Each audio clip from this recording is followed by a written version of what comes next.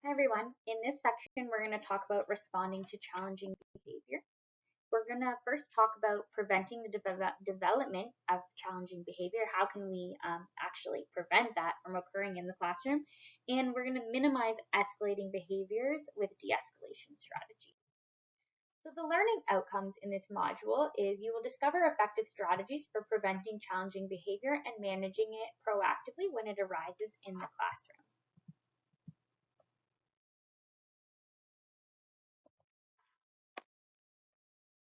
There are a variety of strategies that we can use in the classroom to minimize the development of problem behavior. These are things that we can implement at the start of the day to reduce the likelihood that challenging behavior will occur. We call these antecedent strategies. There are several antecedent strategies that we can put in at the start of the day that we can implement in the classroom to prevent problem behavior from occurring. This can set up our day for success.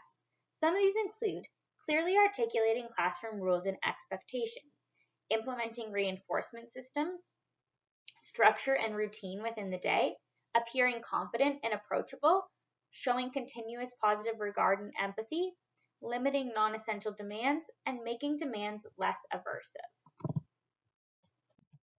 So the first one we're going to talk about is articulating expectations and rules. Different teachers have different rules, and students begin to adapt to their teachers' particular rules and nuances. As a new face walking into the classroom, your rules and expectations might be different than the typical classroom teachers. To avoid getting into power struggles with students, it's important to articulate your rules and expectations at the start of the day. You can do this in a variety of grades and ways. For lower grades, it might be beneficial to visually depict your expectations. You may want to model your expectations for the class. For example, if you want the students to raise their hand before they go to the bathroom, you would want to show them and model that and have them practice together.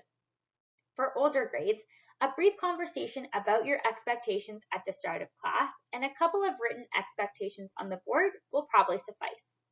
Some key takeaways are to make sure your personal rules and expectations are explicitly stated. Articulate this. This may be different than their teacher's rules, but this is what you expect for the day. We also want to make sure we're utilizing structure and routine. Having a supply teacher in the class is already out of routine for most students. Specifically for youth with diverse needs, this change can be very anxiety evoking, which can in turn evoke some challenging behaviors. It's helpful to try to follow the routine of the classroom teacher as much as possible. However, we know that sometimes you are given very limited information or may not know what the routine is. Regardless of how much you know the current class routine, it's important to establish your own routine and deliver it with confidence. Some tips. Write out the schedule of activities for the day. Most teachers already have some form of visual schedule in younger grades, so you can utilize that. We want to limit downtime in the day. That's when challenging behaviors are actually most likely to occur, when there's no structured activity occurring. We want to have materials prepped and ready as much as possible, especially in younger grades. Ensure children know what to do when they finish their work early. That should be explicitly stated. Balance work tasks with preferred activities and schedule in breaks.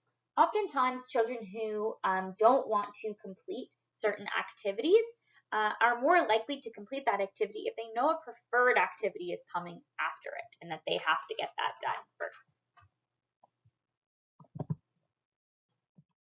We also want to reinforce positive behaviors. When children are being rewarded for positive behaviors, they are actually less likely to engage in challenging behaviors. When we go into a classroom, we want to focus on the behaviors that we want to see from the class instead of what we don't want them to do.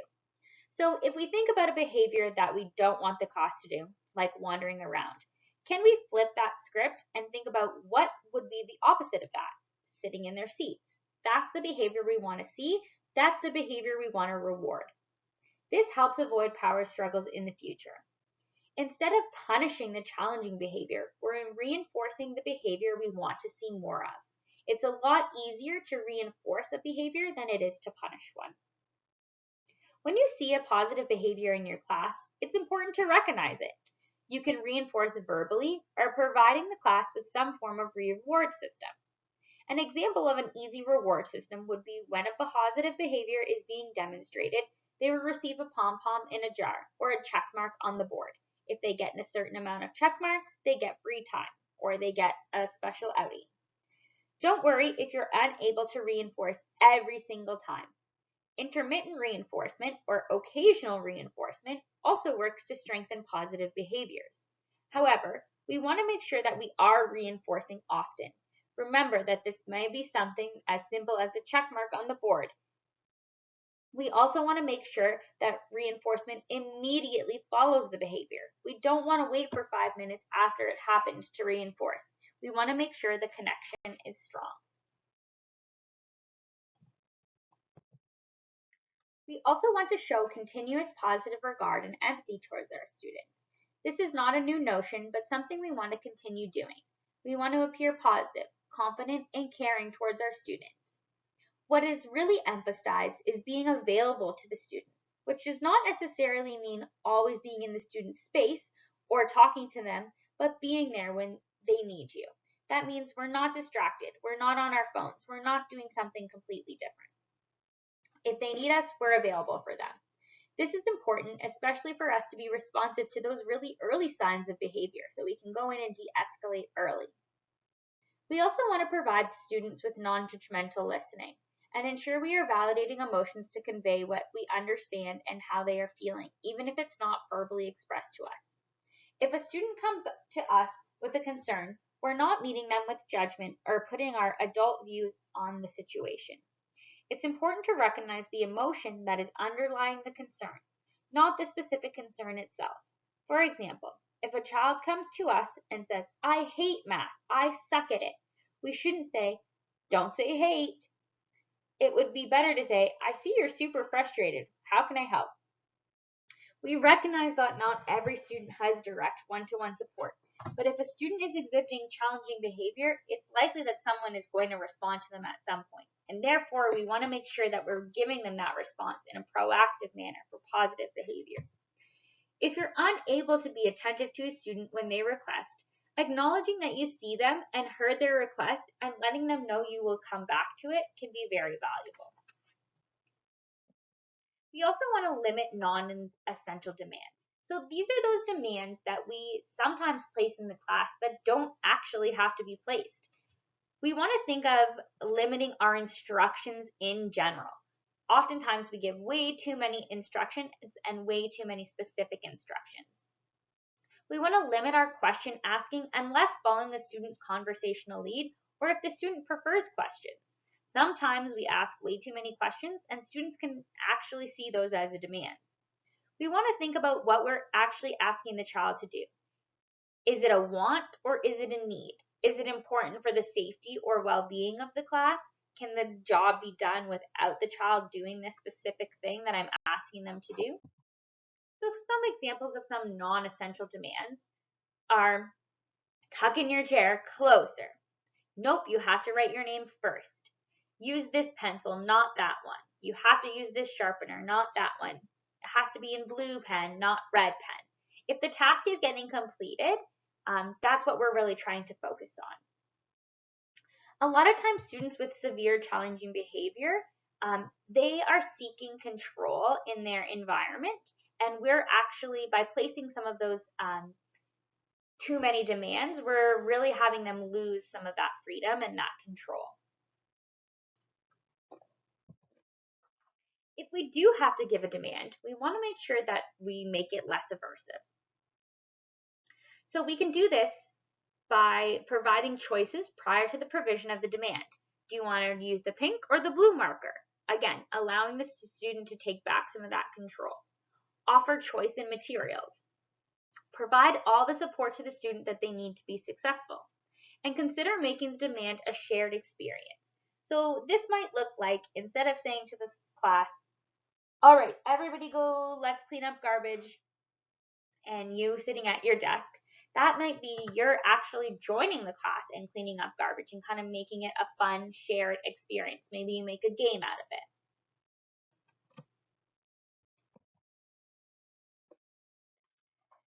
So if behavior does start to escalate, And we are seeing signs of that in a student. So that might be like they're starting to pace, they're starting to yell, their voice is getting higher. With some student, they might actually retract and not say anything. We might see task refusal. Here are a couple of verbal de-escalation strategies. We want to use clear and concise language, simple, short phrases that communicate our intent, but we don't want to have a harsh negative tone.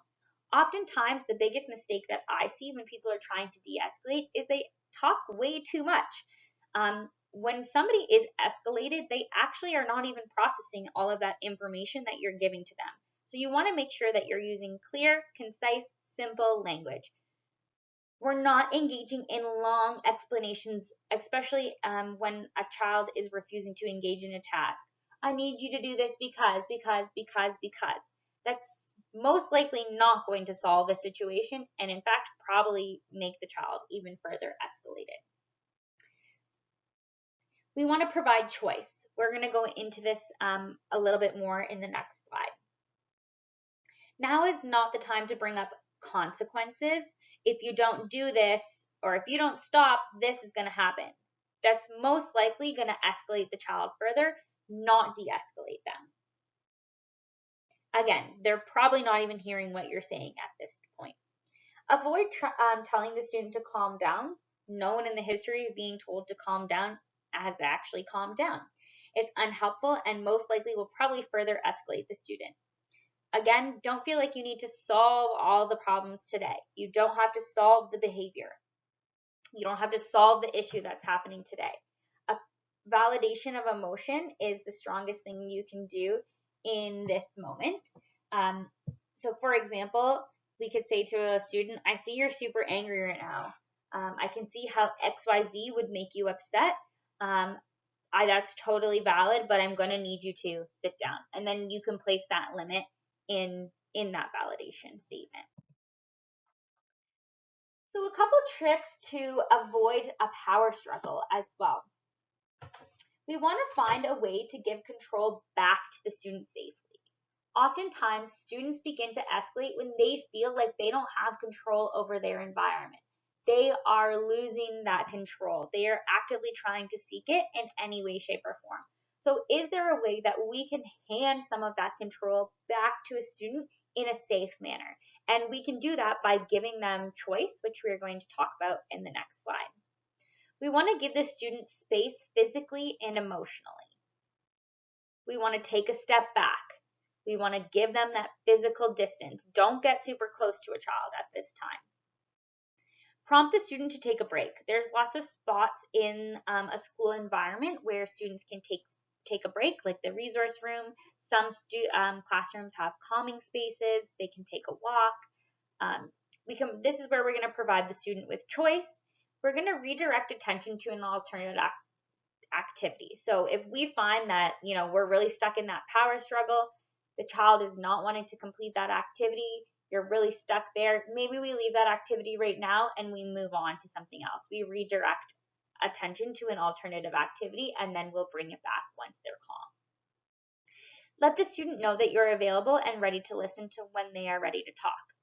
And avoid dominating the conversation. So way too much verbal language, like we just talked about. And this is where you're also going to want to take in some of the notes that we talk about in the next module about utilizing different members of the school team. So providing choice is a big one. As mentioned, we want to provide choice to the student to allow them to give back some of the control that they're seeking in a safe manner. This means allowing them some say in the activity. When you provide choice, this allows you to ensure the student is being safe, but giving them some control. We want to limit their choices to 2 to 3 choices. We want to ensure that we give the student some time to make the choice. And we want to basically give choice where outcome doesn't matter. If they're going to complete their math worksheet, do you want to use this pen or this pen? Do you want to sit on the floor or do you want to sit at your desk? We're giving them some of that control back, but ultimately the task is still getting completed.